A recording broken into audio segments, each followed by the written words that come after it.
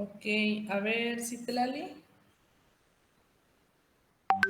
Sí, Doc, aquí estoy.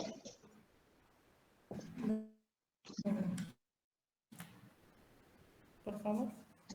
Sí, está bien. Bueno, nosotros somos el equipo 5 y vamos a hablar sobre las dietas modificadas en hierro, fibra, lactosa y agua. La siguiente, porfa, Itzel. La siguiente, porfa. Y bueno, para empezar debemos de saber qué es el hierro. Y pues como sabemos, el hierro va a ser pues un mineral ampliamente que va a estar distribuido en el organismo y de vital importancia, ya que va a formar parte esencial de proteínas, como conocemos la hemoglobina o la mioglobina, y van a ser responsables del transporte y almacenamiento pues, del oxígeno. Este mineral lo podemos incorporar a nuestras células a través de los alimentos, permíteme, a través de los alimentos, que de forma que una baja ingesta de alimentos ricos en hierro va a dar lugar a una de las deficiencias nutricionales de mayor prevalencia, que es la anemia ferropénica, y por lo tanto el hierro pues va a ser un mineral indispensable para nuestro organismo. La siguiente, porfa. Bueno, en cuanto al plan de alimentación rico en hierro, pues este provee alrededor de 1.5 veces la recomendación dietaria de este nutrimento. Se utiliza en pacientes con deficiencia de hierro con el fin de prevenir una anemia nutricia o para reforzar el consumo de sulfato ferroso, ácido fólico o vitaminas B, así como para prevenir pues recaídas de esta enfermedad. En la dieta rica en hierro, los alimentos se van a preparar en forma tal que se incremente la biodisponibilidad de este nutrimento. Por ejemplo, que se pueda mejorar la absorción de hierro del hierro. Para mejorar la absorción, perdón, del hierro en los frijoles, se van a combinar con productos que en sí mismos o en su preparación contengan pH ácido, como es la ensalada de espinacas, que va a ser pues rica en ácido fólico. En general, los alimentos de origen animal, y en particular las carnes y vísceras, van a contener hierro de alta biodisponibilidad. Y aunque las verduras de color verde oscuro van a ser ricas en hierro y ácido fólico, estas por lo regular contienen oxalatos que van a disminuir la biodisponibilidad del hierro de la alimentación. Y pues otros alimentos como es el café, el té, la cerveza y el vino van a interferir con la absorción del hierro de la dieta. La siguiente, por favor.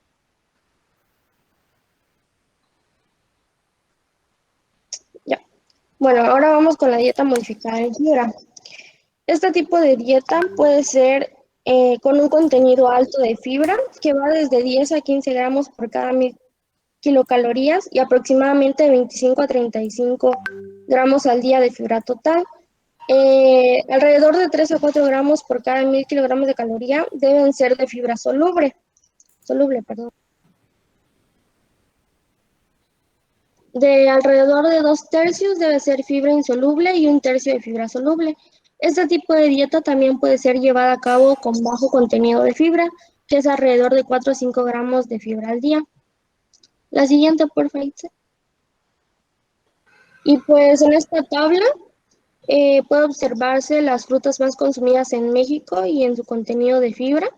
Por ejemplo, las fresas tienen una fibra dietética total de 2.36 gramos, el limón tiene una fibra dietética total de 2.12 gramos, la manzana, que debe ser consumida con cáscara, tiene 2.50 gramos, el mango tiene 1.08 gramos de fibra y el melón 0.57 gramos. La siguiente. Bueno, ahora en esta tabla nos muestra las leguminosas que más se consumen en México. El frijol negro, tenemos el frijol negro cocido, el frijol refrito enlatado, el garbanzo, la haba amarilla, la haba verde y la lenteja. El frijol negro cocido va a contener una fibra total de 6.25 gramos, el frijol enlatado de 6.37 gramos, el garbanzo de 5.88 gramos, la haba amarilla de 3.35 gramos de fibra total y la haba verde de 3.35. Y como podemos observar, la lenteja tiene un total de 8.26 y nos podemos dar cuenta que es la que mayor fibra aporta. La siguiente, por favor. Bueno, en cuanto a las verduras de mayor consumo, pues serían la selga, el aguacate, el brócoli, la calabacita, la cebolla, el cilantro, la col y pues el chayote y entre otros. La siguiente, por favor. Y bueno, la dieta con alto contenido de fibra va a ser utilizada más que nada para prevenir lo que es el cáncer de colon, la diabetes, enfermedades cardiovasculares, la obesidad y las hiperlipidemias. Y también se van a emplear como tratamientos para el estreñimiento, la diverticulosis y las hemorroides. La siguiente, por favor. Esta dieta alta en fibra va a incluir alimentos ricos en fibra soluble e insoluble, como frutas y verduras con cáscara, leguminosas como los frijoles, las lentejas, el garbanzo y cereales integrales como el maíz, trigo, arroz y avena. Discúlpenme tantito.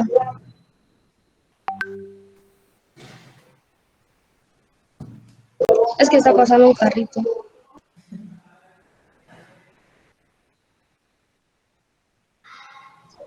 Bueno, y va a ser muy importante acompañar esta dieta con al menos 8 vasos de agua al día para que pues tenga un efecto positivo. La siguiente. Por favor.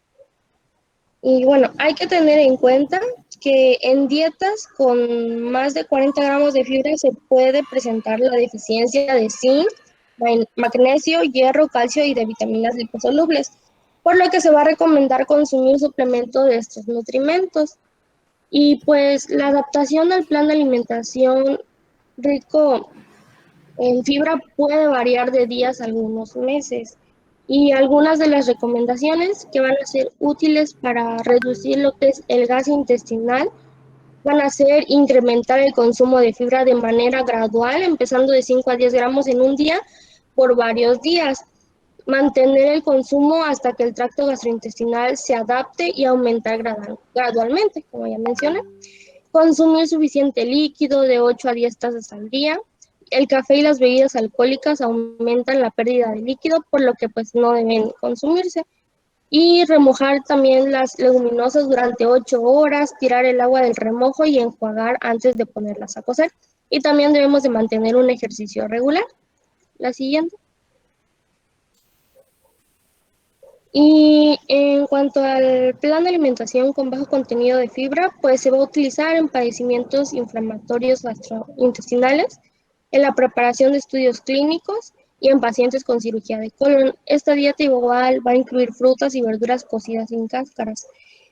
No deben utilizarse cereales integrales ni leguminosas y hay que tener en cuenta que este plan va a cubrir todos los requerimientos nutricios. Y un ejemplo de un menú para dieta con contenido bajo en fibra es el de la imagen, que pues, por ejemplo, en el desayuno va a incluir jugo de manzana 1 taza, quesadillas 2 piezas, tortilla de harina de trigo 2 piezas, queso Oaxaca 30 gramos y una infusión de hierbabuena. Ya. La siguiente. Ahora vamos con la dieta modificada de lactosa. La siguiente dice,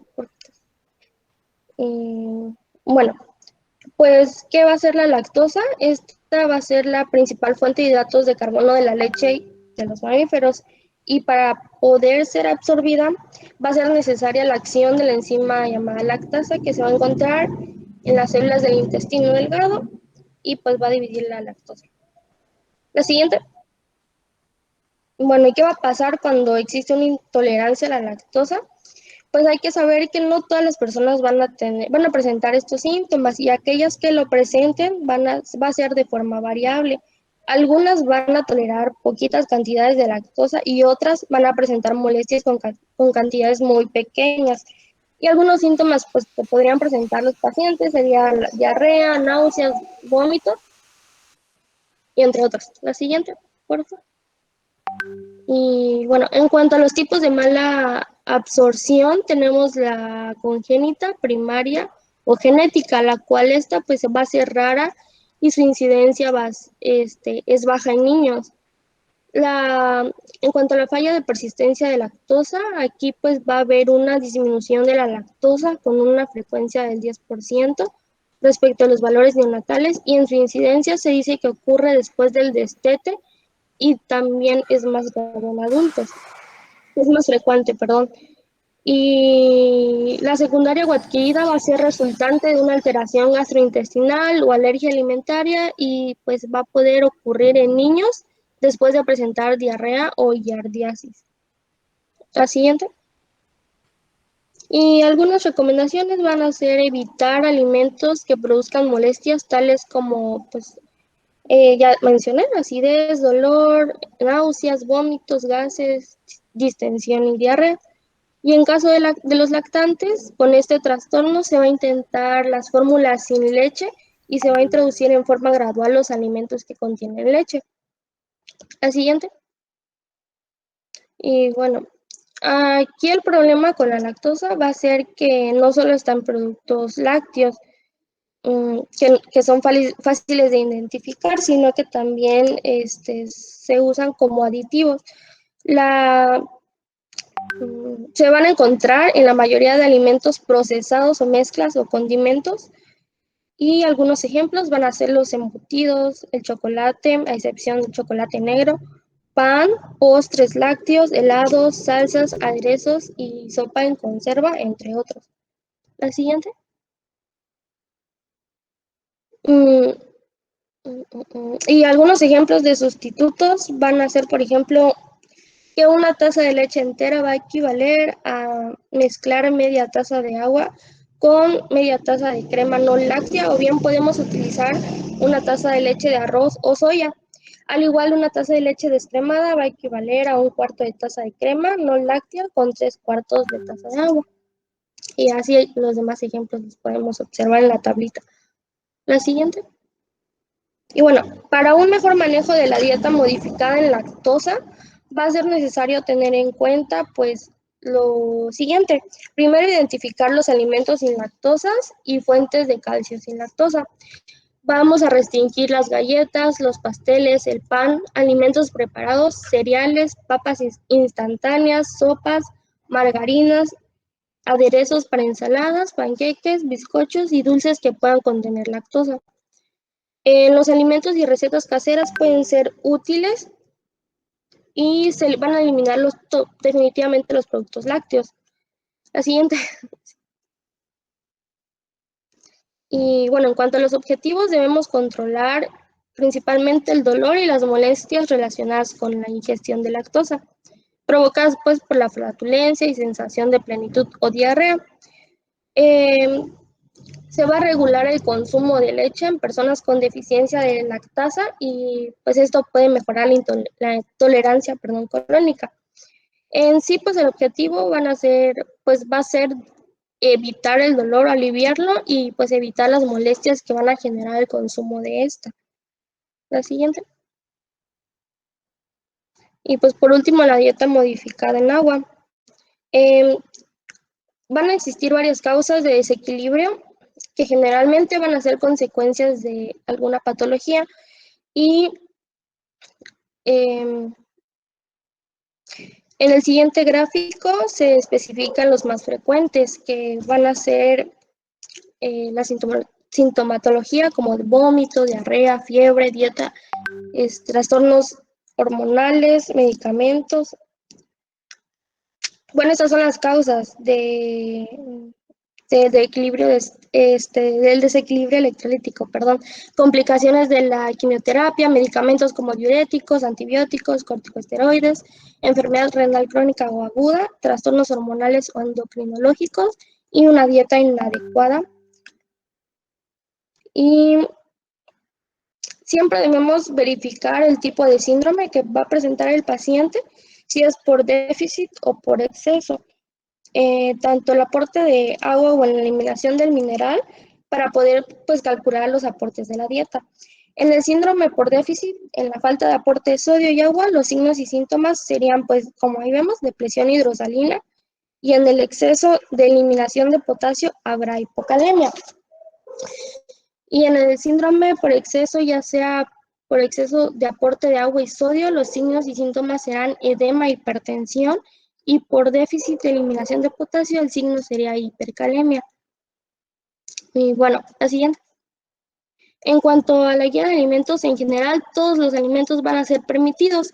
Solo habrá que evitar o tener, perdón, tener cuidado en estar proporcionando electrolitos vía oral o intravenosa.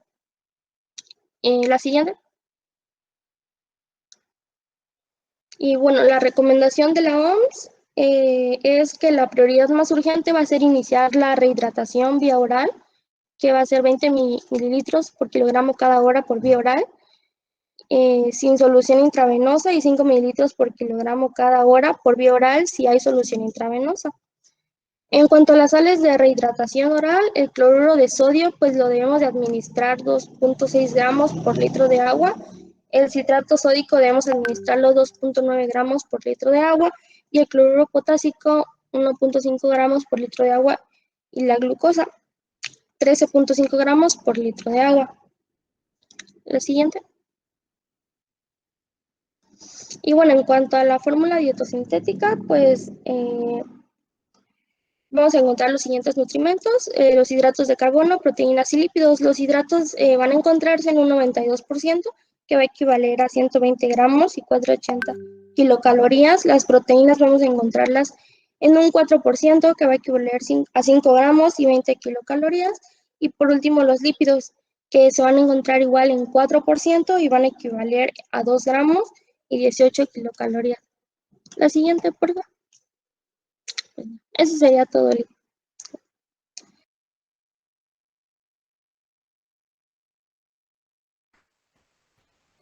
Ok, muy bien. Citlali, ahora estuvo bastante amena tu exposición. Gracias. Y pues bueno, chicos, con esta última estaríamos cerrando lo de los tipos de dietas.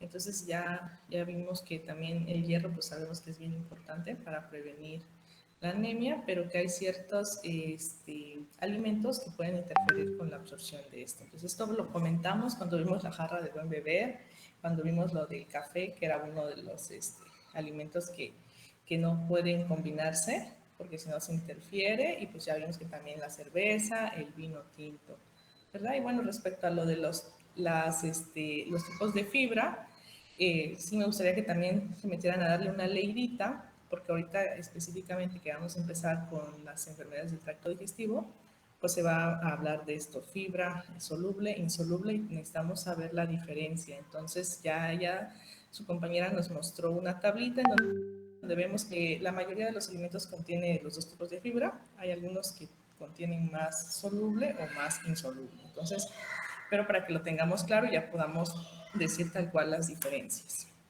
Entonces, si no tienen ninguna duda, yo le pido al equipo 1 que ya ponga sus diapositivas para iniciar con la subcompetencia 3. Sí, que enseguida las proyecta. Bueno,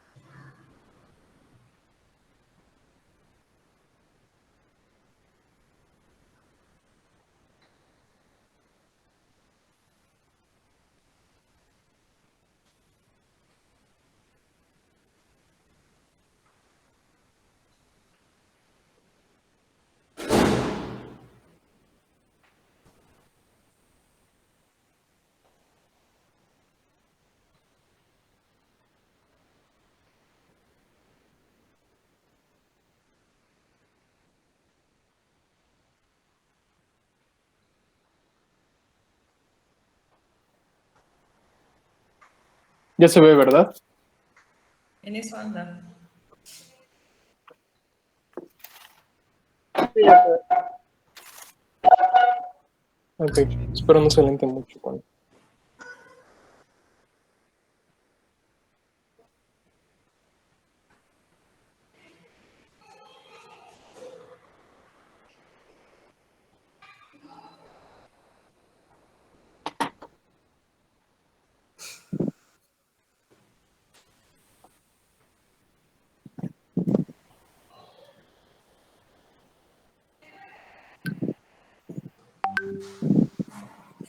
Bueno, Emiliano, Milton. Sí, bueno.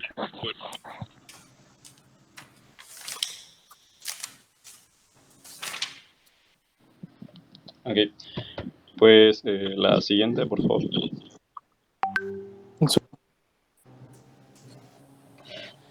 Bueno, pues vamos a comenzar a hablarles sobre patologías de boca y esófago y vamos a comenzar con estomatitis. La siguiente, por favor. La siguiente. Ok, pues primero a saber que la estomatitis es la inflamación y la presencia de úlceras vocales, y a esto se le va a conocer como estomatitis.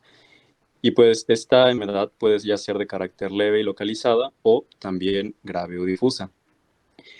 Algo importante a saber de la estomatitis es que invariablemente va a ser dolorosa. Aunque sea una úlcera o afta de pequeño tamaño, pues sabemos que cuando nos sale un afta, pues va a ser doloroso. Entonces, ya sean úlceras de pequeño, de mediano o gran tamaño, o sean úlceras únicas o múltiples, pues van a ser dolorosas. Pues también pues, la estomatitis puede ser causada por una infección local, una enfermedad sistémica, un irritante físico o químico, o una reacción. En la gran mayoría de los casos, esta estomatitis se va a dar de carácter idiopático.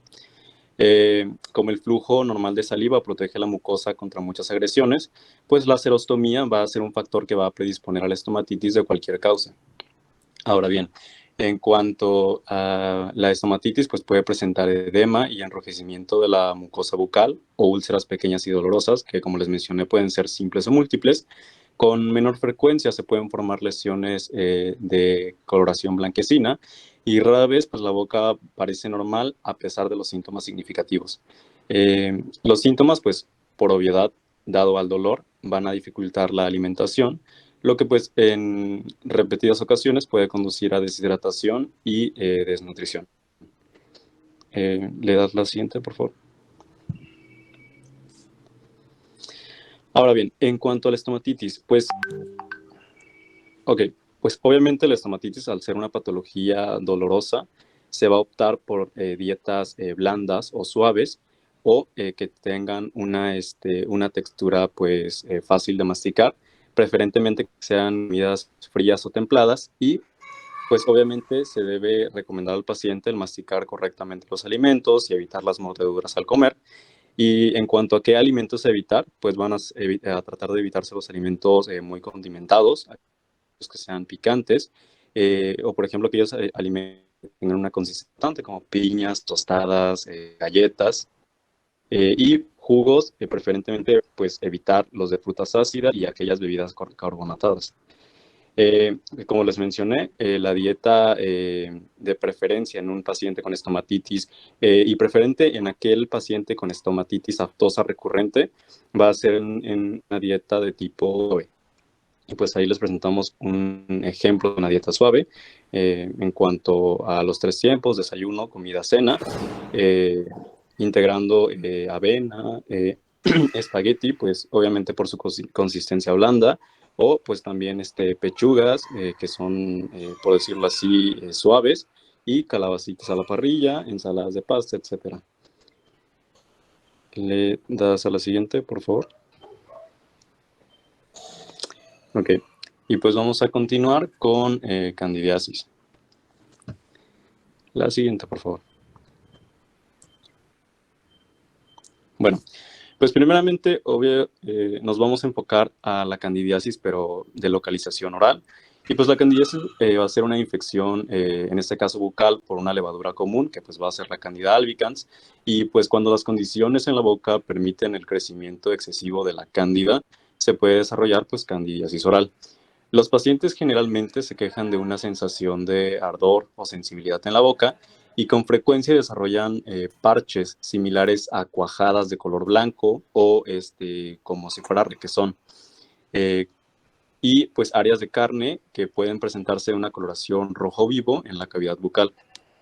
En cuanto a la candidiasis, es importante saber que las causas son múltiples y el uso de esteroides, la boca seca crónica, como por ejemplo en el síndrome de Sjögren, falta de higiene bucal, estados de inmunosupresión, como por ejemplo en pacientes con VIH, está entre las posibles causas de la candidiasis oral.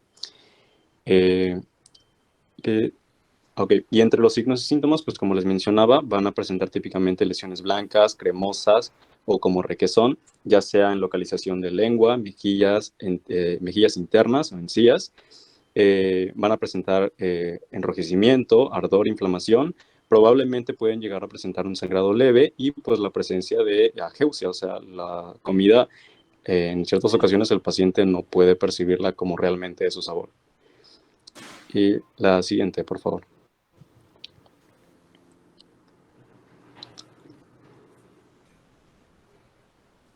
Ok, y en cuanto a los alimentos a evitar, aquí esto sí lo mencionaban en varias bibliografías.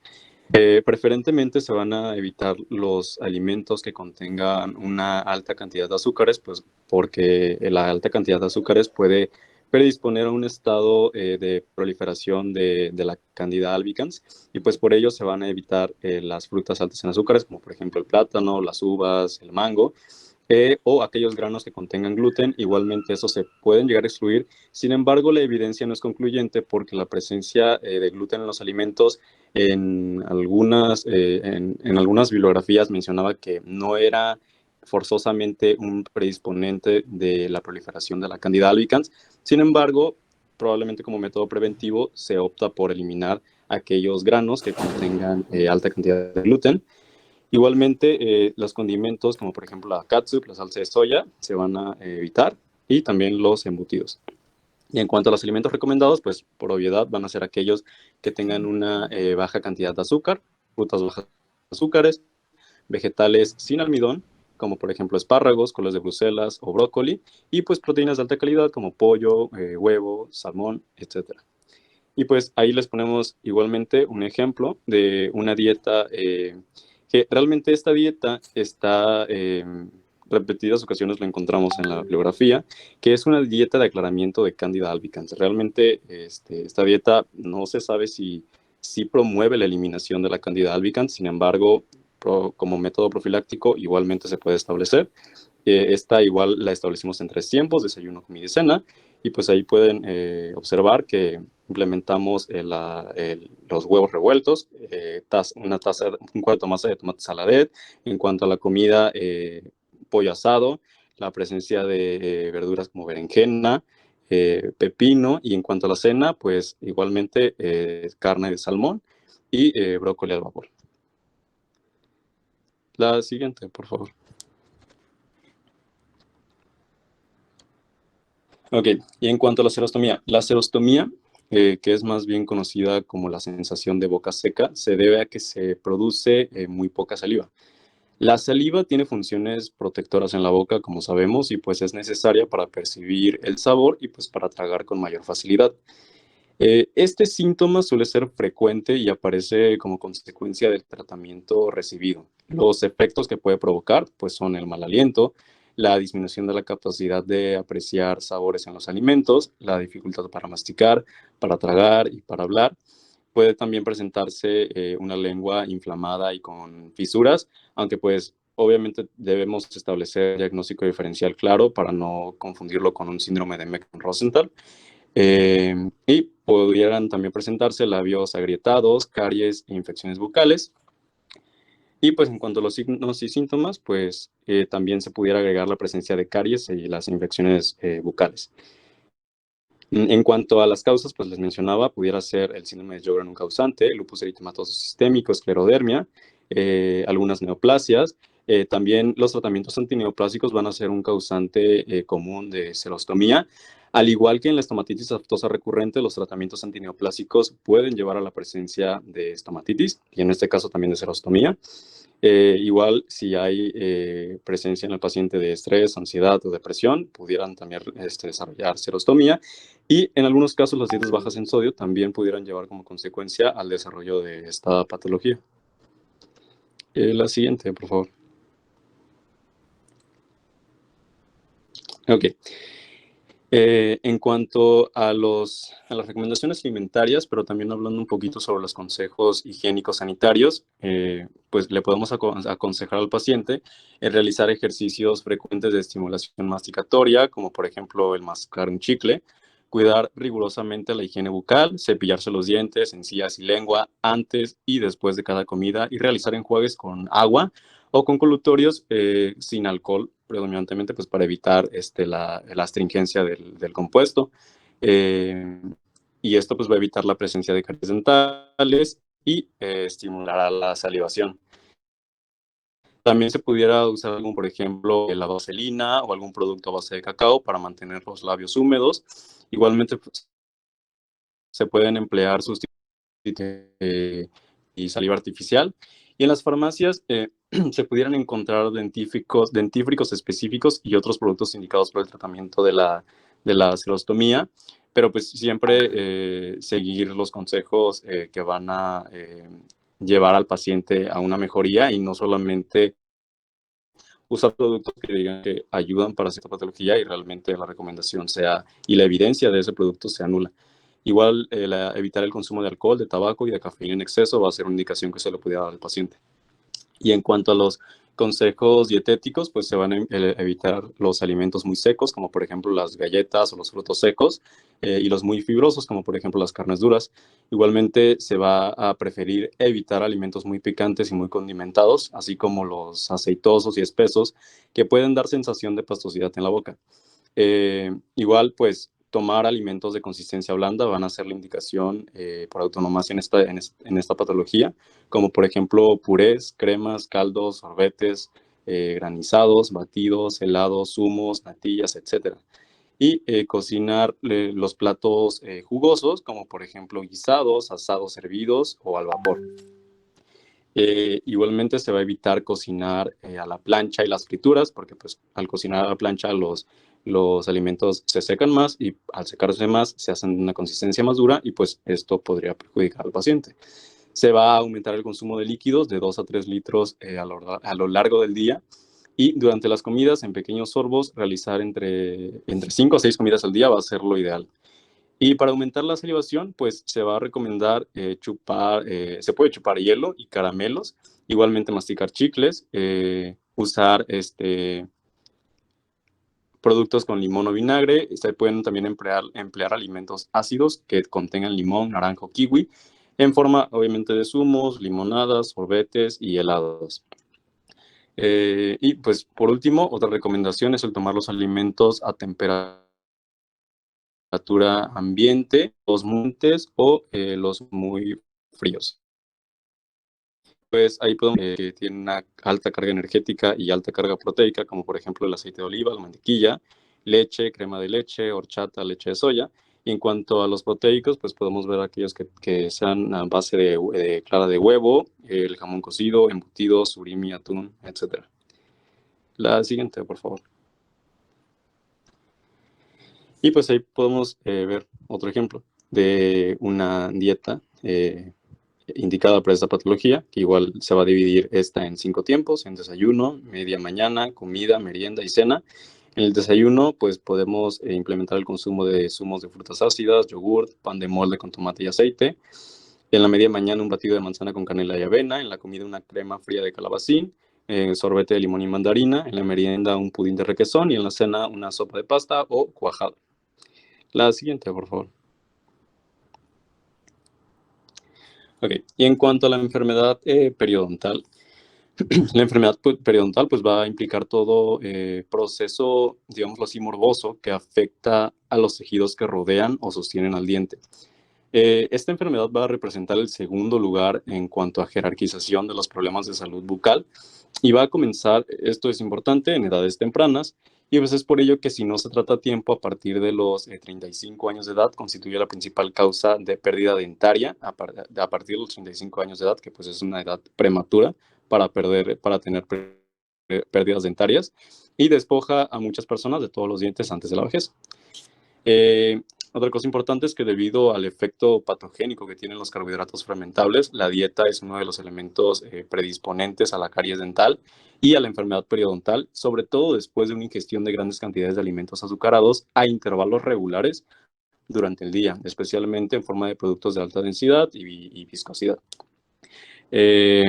Así, pues como les mencionaba, el principal signo va a ser la inflamación de las encías, que va a predisponer a la formación de placa dentobacteriana y posteriormente a cálculo tártaro. Y esto también se puede ver relacionada con una posible depresión en los niveles de vitamina C, de folato y de zinc. La siguiente, por favor. En cuanto a las recomendaciones, pues van a ser las mismas que para la prevención de la caries dental, igualmente una higiene bucal que sea de tipo óptima, pues se va a evitar el contacto prolongado con carbohidratos sobre las superficies de los dientes, por ello va a ser importante el aseo bucal y se va a tratar también de sustituir los hidratos de carbono complejos por alimentos que los contengan, pero en una baja actividad fermentable. Como recomendaciones, pues evitar alimentos ácidos, evitar aquellas bebidas carbonatadas o gaseosas y en dado caso que se llegue a dificultar la masticación, se puede llegar a la implementación de una dieta de tipo suave o de puré. La siguiente, por favor. Ok, y en cuanto a la caries dental, ¿le puedo dar la siguiente, por favor?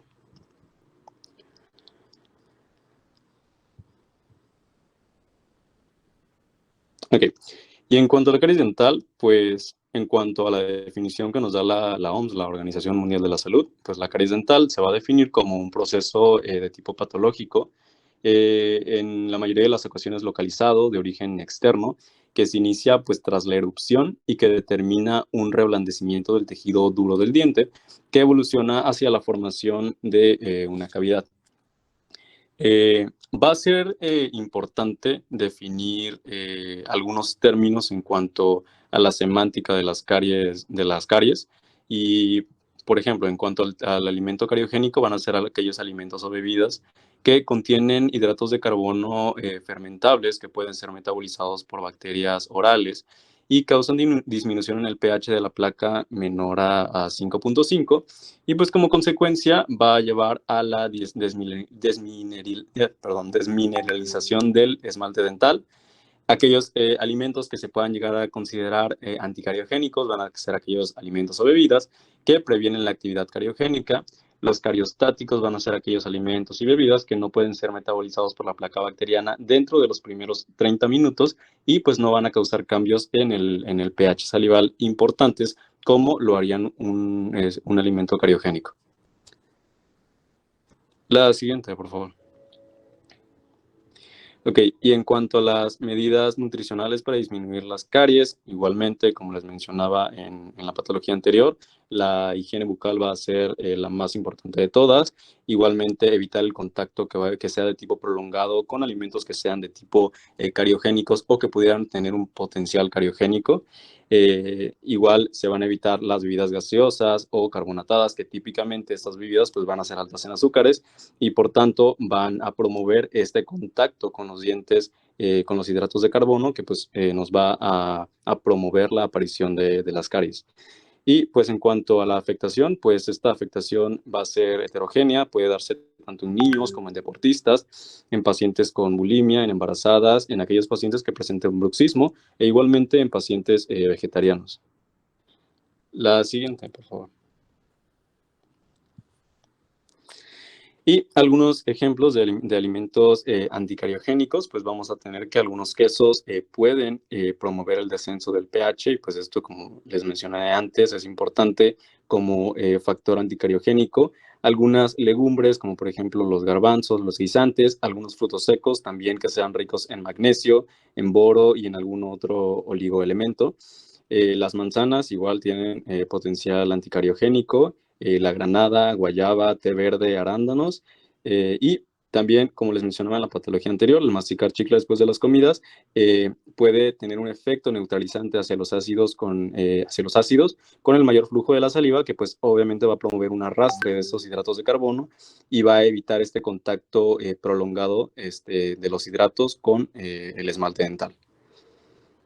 La siguiente, por favor. Ok. Y en cuanto a la esofagitis, pues la esofagitis, la siguiente, por favor. Bueno, Y en cuanto a la esofagitis, pues la esofagitis eosinofílica se puede definir como una enfermedad que es inmunomediada, que va a cursar con disfagia, estenosis, pirosis o dolor torácico, entre otros. Y esta sintomatología va a ser evidenciable en la clínica y pues a nivel anatomopatológico con inflamación e infiltración predominantemente eosinofílica de la mucosa esofágica, que se puede obviamente determinar con biopsias del tercio proximal, medio y distal, con un recuento mayor a 15 eosinófilos por campo de gran aumento. En cuanto al manejo terapéutico de la esofagitis eosinofílica, pues va a incluir el tratamiento farmacológico, endoscópico y dietético.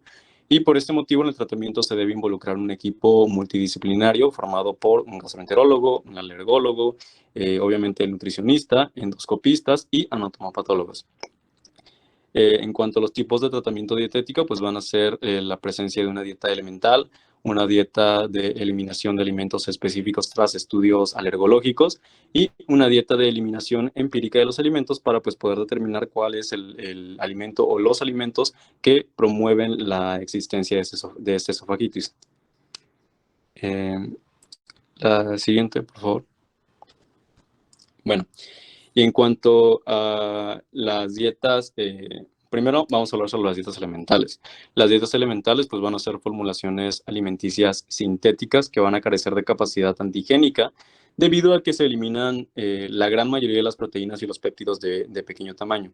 La fuente de nitrógeno es proporcionada de manera exclusiva por los aminoácidos libres, sintetizados de manera separada, y los hidratos de carbono, las grasas y otros micronutrientes son añadidos para cubrir todas las necesidades nutricionales. En cuanto a ejemplos de dieta de exclusión, pues vamos a tener como ejemplo de dieta de exclusión de dos alimentos, la leche y el gluten. Y en cuanto a 4 alimentos, que sería un ejemplo de una dieta de exclusión también, sería la exclusión de la leche, baya, del gluten y de legumbres. Igualmente, ahí presentamos ejemplos de una dieta de exclusión, tanto de leche y gluten como de leche, gluten y legumbres. La siguiente, por favor. Ok, y en cuanto a las recomendaciones generales, como siempre va a ser muy importante tratar o procurar en el paciente el promoverle un orden en el horario de las comidas. Esto también a razón de que al paciente tener un orden en el horario de sus comidas, puede planificarlas y de esta forma poder seguir al pie de la letra o en la medida de lo posible las recomendaciones dietéticas que le demos en cuanto a la dieta de exclusión. Igual pues va a ser importante que el paciente procure no dejar pasar muchas horas entre sus comidas y repartir la dieta se puede dar ya sea en cuanto a establecerle 6, 7 u 8 tomas al día de poca cantidad. Esto obviamente para que el paciente no se sobrecargue de alimentos y pues así poder dividir estos alimentos en 6 a 8 tomas. Y a medida que transcurre el tiempo y no haya complicaciones, pues estas se pueden reducir de 5 a 6 en función de la tolerancia del paciente. Igual se debe evitar comer grandes cantidades en la misma ingesta, por lo que les mencionaba, para poder distribuir esos alimentos en estas 6 a 8 tomas y que sea más llevadera la alimentación. Se le va a recomendar, obviamente, que su masticación sea de tipo relajada, despacia, para que pues, pueda digerir los alimentos con mayor facilidad y tenga y evitar la exacerbación de la patología. Se le va a recomendar, igual como en cualquier otra patología de las que hemos mencionado, se va a recomendar el tomar 2 a 2.5 litros de agua al día, entre 30 y 60 minutos antes o después de cada comida. Igual se le puede recomendar al paciente que no duerma con la cabeza alta, pues porque esto va a promover la sintomatología de la esofagitis. Evitar igualmente las bebidas muy azucaradas y con gas o carbonatadas. Y pues también el no recostarse después de cada comida, ya que pues esto va a aumentar la posibilidad del reflujo causado por la esofagitis. La siguiente, por favor.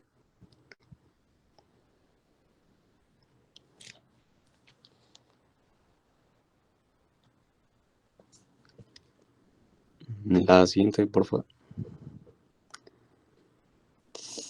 Ok.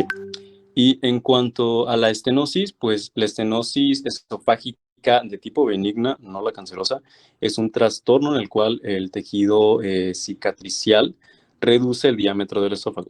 El esófago, pues sabemos que es el tubo que transporta los alimentos y los líquidos desde la boca hacia el estómago. Y si bien este trastorno no es canceroso, puede causar graves problemas de salud igualmente. El estrechamiento del esófago puede dificultar la deglución y también aumentar el riesgo de atragantarse. Y pues obviamente los efectos deleterios que tendría sobre la alimentación del paciente. Entre los síntomas típicos de la estenosis de esófago, pues se va a incluir la disfagia, que pues es la dificultad para tragar, o la sensación de que los alimentos no pasan normalmente hacia el estómago. Va a haber presencia de dolor al tragar, la pérdida de peso involuntaria, regurgitación de alimentos o líquidos, es decir, un flujo retrógrado de sustancias del estómago hacia el esófago o hasta la boca, y también la presencia de ardor de estómago. ¿Y cuál va a ser la dieta que se va a procurar instaurar en este tipo de pacientes? Pues va a ser una dieta blanda mecánica que simplemente elimina alimentos que sean difíciles de masticar o deglutir. Se puede prescribir si se está teniendo problemas para masticar los alimentos, por ejemplo, debido a la falta de dientes o si se tiene la dificultad para deglutir. Los alimentos permitidos en una dieta blanda de este tipo pueden ser naturalmente blandos o se pueden hacer puré, picar o cocer para alcanzar una consistencia suave. Los alimentos que generalmente se eliminan pues van a ser aquellos que tengan una consistencia dura y que no puedan ser fácilmente masticables por el paciente. Y dependiendo de por qué se necesita una dieta blanda, el tratante puede también instaurar o recomendar que se eviten alimentos condimentados, fritos o gaseosos, y los alimentos que son tolerables en esa dieta pues pueden variar en algunas ocasiones ampliamente de una persona a otra. La siguiente, por favor. Ok, y en cuanto a la dieta blanda, mecánica para estenosis, aquellos alimentos permitidos, les mencionaba, eran todas las bebidas, excepto obviamente las alcohólicas, sopas, carnes, aves y pescados, huevos y queso, y vegetales previamente cocidos y licuados. Y en cuanto a los no permitidos, pues como les decía, aquellos que tengan una consistencia dura, como por ejemplo cereales integrales, frutas y verduras crudas, bebidas alcohólicas, frutas secas con cáscara, pues por su consistencia más dura, y carnes que tengan una consistencia igualmente difíciles de deglutir, y aquellos panes duros igualmente se van a excluir de esta dieta blanda mecánica.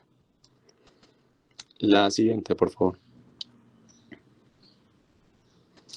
Y pues igualmente les vamos a presentar un ejemplo de dieta blanda mecánica para estenosis. Esta va a ser de 4 tiempos, en las cuales vamos a instituir en el desayuno un bowl de papilla de frutas con una cucharada de miel triturado.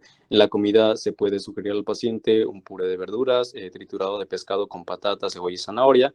En la merienda se le puede aconsejar la alimentación con natilla y plátano molido. Y en cuanto a la cena, se le puede prescribir una crema de calabacín, triturado de pollo con berenjena, patata y cebolla, o una compota de frutas. Y si se tolera la textura húmeda, puede presentarse los purés de carnes o pescados en forma de pastel o budín, dándoles forma con un molde. En el caso de que el paciente no lo tolere, pues vamos a volver a una dieta con alimentos un tanto más blandos, como por ejemplo los que pusimos en la dieta anterior. Pero en el caso de que sí se tolere, pues se les puede instaurar esta textura más húmeda. La siguiente, por favor. Ok. Y en cuanto a la amigdalectomía, le das a la siguiente, por favor. Ok. En cuanto a la definición, pues la amigdalectomía o tonsilectomía, pues va a ser, como sabemos, un procedimiento quirúrgico que va a consistir en la eliminación de estos órganos linfoides, que son las tónsilas amigdalinas, o como tal las amígdalas. Y las indicaciones pues van a ser principalmente en pediátricos que presenten hiperplasia amigdalina, que les dificulte en ciertos casos ya sea la alimentación o en algunos casos también la respiración, o aquellos pacientes que presenten episodios recurrentes de rinosinusitis crónica. La siguiente, por favor. Ok. ¿Y qué complicaciones podemos encontrar en un paciente que es sometido a una amigdalectomía? Pues el trauma dental, obviamente por el procedimiento que se realiza en la boca. Se puede presentar también luxación de la articulación temporomandibular por la apertura tan prolongada que va a tener el paciente de la cavidad oral al momento de la cirugía, la presencia de quemaduras derivadas, también aquellas complicaciones derivadas de la anestesia, como una intubación difícil, laringoespasmo o edema pulmonar, la aspiración de sangre y secreciones o la posibilidad de hemorragia, obviamente por el caso de haber cortado algún vaso que no debía ser cortado, pues también pudiera darse una hemorragia. Complicaciones posoperatorias inmediatas y tardías pueden ser dolor, otalgia, edema pulmonar, hemorragia o infecciones, obviamente por la intervención quirúrgica. Y complicaciones a largo plazo, como por ejemplo la estenosis orofaríngea, el síndrome de Eagle o el síndrome de Gristle. La siguiente, por favor. Creo que ahí se tapó el cuadrito. Ah, no, así va. Sí, sí. Ok, ¿y qué dieta se va a procurar instaurar en un paciente con reciente amigdalectomía? Pues va a ser una dieta suave. Y los principales objetivos en este tratamiento nutricional del paciente con una amigdalectomía, pues va a ser a fin de evitar las hemorragias y el dolor derivado de la amigdalectomía. Esto pues con el objetivo de tolerar esta vía oral lo más pronto posible. Y algo importante va a ser que la introducción de alimentos fríos o congelados va a ser bastante tolerable para el paciente durante los primeros días. Y las evidencias de los efectos hemostáticos y antiinflamatorios de los alimentos fríos, pues obviamente va a ser una indicación recomendable en estos pacientes para así evitar la presencia de sangrado postoperatorio. La dieta suave va a servir como esta transición de los alimentos líquidos a una dieta regular para las personas que ya estén convaleciendo de la cirugía o una enfermedad prolongada. Este tipo de dieta suave pues, puede ayudar a aliviar la dificultad para masticar y o tragar, y pues como les mencionaba, hace como un puente entre la dieta de los líquidos hacia una dieta más normal para el paciente postoperado. La siguiente, por favor. ¿Y qué alimentos van a ser los recomendados y qué alimentos se van a evitar? En cuanto a los recomendados, vamos a procurar la alimentación con jugos que sean obviamente no cítricos, la instauración de agua, gelatinas, paletas heladas, papillas de frutas, puré de papas, carne molida, y después de 24 horas se puede proceder a recomendarle al paciente la ingestión de helados, de queso cottage, de yogurt o de malteadas. ¿Y qué alimentos van a ser importantes evitar? Como las patologías anteriores, va a ser importante evitar aquellos alimentos que tengan una consistencia dura, rugosa o difícil de masticar, porque pues obviamente el paciente postoperado, uno, no va a tener la facilidad para la masticación, y dos, por la probabilidad de causar alguna ruptura en alguna sutura que se haya realizado en el paciente. Y pues, ¿qué alimentos van a ser esos? Las palomitas de maíz, las pizzas, los sándwiches, vegetales crudos, cítricos, refrescos con gas, carnes duras, como por ejemplo la cecina, que es una carne de consistencia dura, galletas y postres crujientes también se van a evitar en estos pacientes. La siguiente, por favor. Ok, y en este tiempo, en este ejemplo, vamos a presentar una dieta de 3 tiempos que va a establecerse como desayuno, comida y cena. Esta dieta se va a instaurar después de las primeras 24 horas, porque recordemos que la dieta que se va a instaurar en las primeras 24 horas va a ser una dieta líquida. Sin embargo, después de esas primeras 24 horas va a ser una dieta de 3 tiempos que va a consistir en desayuno, comida y cena. En el desayuno se le puede recomendar al paciente el consumo de jugo de manzana, pan integral, leche deslactosada. En la comida, carne molida, pan italiano, margarina, jugo de uva y salsa de manzana. Y en la cena se le puede recomendar también la ingestión de estos alimentos fríos que van a promover o ayudar a la hemostasia, como por ejemplo un yogur frío, obviamente sin trozos de fruta, calabacita a la parrilla, un cobbler de durazno o ensalada de pasta. La siguiente, por favor, creo que ya es la última. Ok. Bastante bien la exposición, Milton, sí, ¿verdad? Sí, sí. Bastante bien la información, bastante bien la preparación. Nada más ahí, al último decía que los jugos no cítricos. ¿Por qué? ¿Por qué decía que no cítricos?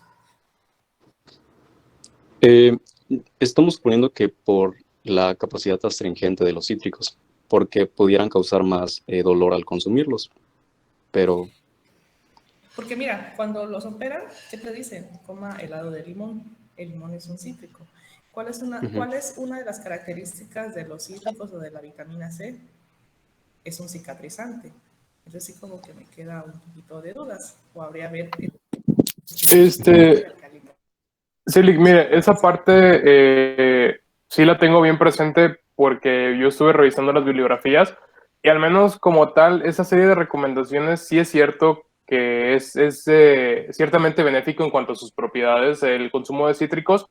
Sin embargo, la bibliografía suele invitar principalmente al paciente a consumir alimentos que verdaderamente pueda ingerir. Entonces, aquí la principal complicación que se busca evitar, y porque se trata de pacientes pediátricos en su mayoría, es evitar. Pues es relativamente irritante el consumo de algunos cítricos, en especial en los infantes, y es por eso que, pues, al menos dentro de las primeras 24 horas, se tratan de evitar estos alimentos que puedan resultar pues irritantes o disruptivos, digamos, en cuanto a los tejidos, pues manipulados en una cirugía, que serían las grasas, que serían los cítricos y los lácteos. Ok, sí, puede ser, aunque te digo también depende, como la recomendación que nos dicen que tienen que ser fríos, a lo mejor y también puede ser a tolerancia del paciente. Y bueno, en este caso nos explicas que es más en pediátricos, bueno, pues sí, muchas veces son más susceptibles al dolor. Pero si se refiere a un adulto, yo creo que toleramos un poquito más, ¿no? Entonces, está bien. Había visto otro al principio de la exposición. ¿Lo de gluten? Yo creo que sí. Yo creo En que la sí, pero cándida, se lo explico si quiere, está muy sencillo. Es que el gluten tiene un receptor que se llama HWP1, que es parecido a lo que es la cándida. Entonces ese receptor hace que se parezca mucho y el cuerpo lo empieza a atacar. Entonces por eso el gluten se restringe, para que no haya problemas y cause más inflamación en la boca.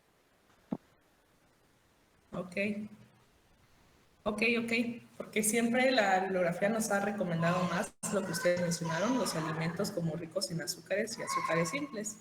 Pero bueno, vamos a checar esta parte que nos dices del gluten. Fuera de eso, considero que todo estuvo bastante bien, la información, los tipos de dietas, y no sé si algún compañero tenga alguna duda.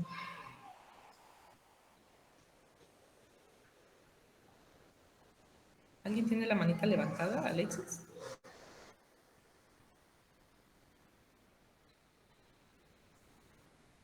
No, creo que lo aplacé por accidente. Okay. Sí, es que desde que estaba exponiendo y que levantaste la manita. Bueno, chicos, pues esto fue como que la primera parte, hablando de la boca, creo que es como lo más fácil. También me gustó que hablaron en cuanto a la caries, que hablaron de estos tres tipos de alimentos, los cariogénicos, los anticariogénicos y los cariostáticos. Entonces eso es algo muy bueno para que debemos de tener en cuenta, y pues desafortunadamente esto es más frecuente en niños, y pues los niños lo que más les atrae pues son desafortunadamente los alimentos cariogénicos, perdón. ¿Sí me escuchan? Sí, sí se escucha bien. Como que se congeló un poquito. Pero bueno, ¿alguien tiene alguna duda, algún comentario, alguien del equipo? No, No. ¿Algo que quieran agregar? Y pues sí, la verdad, su compañero expuso muy bien. Bueno, la verdad yo, pues a modo de comentario, con respecto a lo de la amigdalectomía, y a lo mejor pues ahí se presentaron pues ciertas controversias, ¿no? En cuanto a la dieta, que por qué los cítricos, ¿no? Y es que en una bibliografía encontramos que la diferencia entre la presencia de complicaciones para la prevención de hemorragias no era suficientemente, digamos, relevante, y es por eso que como tal el principal objetivo se desplazaba del control de hemorragias hacia el control del dolor. Y pues yo supongo que por ahí empezaba en cuanto a la pequeña pues prevención en cuanto a los alimentos cítricos, pero sinceramente a mí se me hace ir un poquito en contra de la lógica de los propios alimentos, y por eso no quise profundizar al respecto. Bueno, no te preocupes. ¿Qué te parece si lo checamos más? Chequemos algunas otras bibliografías. Digo, no estoy en contra, nada más sí como que me hizo tantito ruido, pero pues también, como tú dices, o sea, a veces algunas bibliografías te dicen una cosa, otras te dicen otra, entonces ahí es donde nos ponen en dilema. Sí, gracias, Lick. Y lo comentamos el próximo miércoles. También voy a comentarles, trataré de hacerlo a principios de semana, si la evaluación es el miércoles o el jueves, para que también ya se vayan preparando de la sub 2. ¿Sí? Y pues depende, si fuera el miércoles, pues ya el jueves continuamos con los siguientes equipos en las demás exposiciones. Entonces, por hoy creo que es suficiente. Les agradezco mucho, pues ya nos estamos viendo la próxima semana. A ustedes muchas gracias, Lick. Hasta luego. Bueno, Gracias. bien, chicos, cuídense. Gracias.